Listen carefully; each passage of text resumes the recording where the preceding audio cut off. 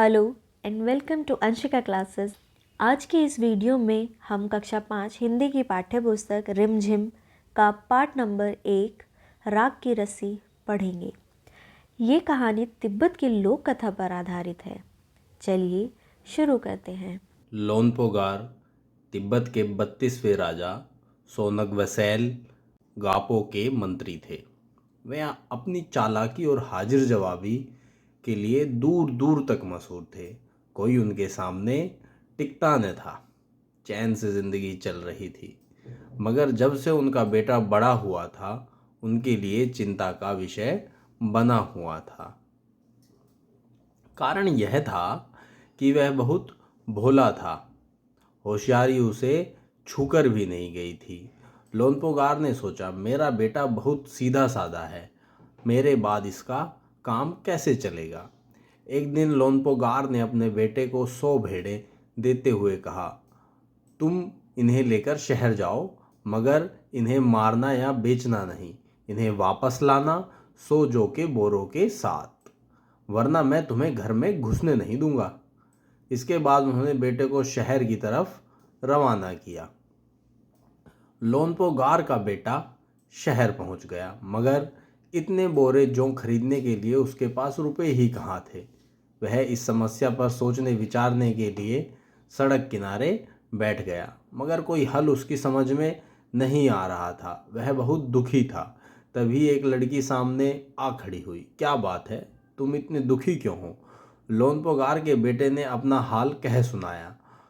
इसमें इतना दुखी होने की कोई बात नहीं, मैं इसका हल निकाल देती हूँ। इतना कहकर लड़की ने भेड़ों के बाल उतारे और उन्हें बाजार में बेच दिया। जो रुपए मिले उनसे 100 जौ के बोरे खरीदकर उसे घर वापस भेज दिया। लोनपोगार के बेटे को लगा कि उसके पिता बहुत खुश होंगे, मगर उसकी आप बीती पर उन्होंने ध्यान नहीं दिया। वे उठकर कमरे से बाहर चले गए। दूसरे दिन उन्होंने अपने बेटे को बुलाकर कहा, पिछली बार भेड़ों के बाल उतार कर बेचना मुझे जरा भी पसंद नहीं आया। अब तुम दोबारा उन्हीं भेड़ों को लेकर जाओ, उनके साथ 100 जौ के बोरे लेकर ही वापस लौटना। एक बार फिर निराश लोनपोगार का बेटा शहर में उसी जगह जा बैठा। न जाने क्यों उसे यकीन था कि वह लड़की उसकी मदद के लिए जरूर आएगी, और हुआ भी कुछ ऐसा ही। वह लड़की आई। उसने अपनी मुश्किल कह सुनाई। अब तो बिना जौ के 100 बोरों के मेरे पिता मुझे घर में नहीं घुसने देंगे। लड़की सोचकर बोली, एक तरीका है। उसने भेड़ों के सींग काट लिए। उन्हें बेचकर जो रुपए मिले उससे 100 बोरे जौ खरीदे। बोरे लोनपोगार के बेटे को सौंपकर लड़की ने उसे घर भेज दिया। भेड़े और जौ के बोरे पिता के हवाले करते हुए लोनपोगार का बेटा बहुत खुश था। उसने विजयी भाव से सारी कहानी कह सुनाई।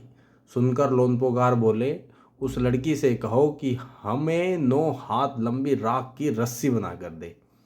उनके बेटे ने लड़की के पास जाकर पिता का संदेश दोहरा दिया। लड़की ने एक शर्त रखी, मैं रस्सी बना तो दूंगी, मगर तुम्हारे पिता को वह गले में पहननी होगी। लोनपोगार ने सोचा, ऐसी रस्सी बनाना ही असंभव है, इसलिए लड़की की शर्त मंजूर कर ली। अगले दिन लड़की ने 9 हाथ लंबी रस्सी ली, उसे पत्थर की शिला पर रख लिया और जला दिया। रस्सी जल गई, मगर रस्सी के आकार की राख बच गई।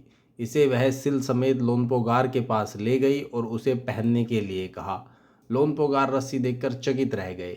वे जानते थे कि राख की रस्सी को गले में पहनना तो दूर, उठाना भी मुश्किल है। हाथ लगाते ही वह टूट जाएगी। लड़की की समझदारी के सामने उनकी सारी चालाकी धरी रह गई। बिना वक्त गवाए लोनपोगार ने अपने बेटे की शादी का प्रस्ताव लड़की के सामने रख दिया। धूमधाम से उन दोनों की शादी हो गई। थी ना एक मज़ेदार स्टोरी। तो इसी के साथ हम अपने चैप्टर का एक्सप्लेनेशन यहीं ख़त्म करते हैं। हम अपने पार्ट 2 में इस चैप्टर के क्वेश्चन आंसर्स को सॉल्व करेंगे। और अगर आपके मन में कोई भी प्रश्न या डाउट हो तो आप मुझे कमेंट बॉक्स में पूछ सकते हैं। चलिए मिलते हैं हम बहुत ही जल्दी पार्ट 2 के साथ। तब तक के लिए धन्यवाद।